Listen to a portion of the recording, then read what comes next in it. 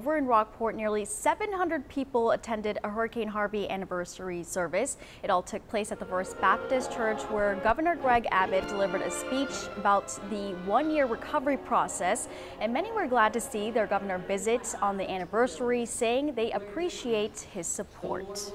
His support has just been noted through this whole year, and that of our government, both state and federal. So it's really an honor that he would not only be here on Wednesday, but come with Vice President Pence, but come back today and worship with us.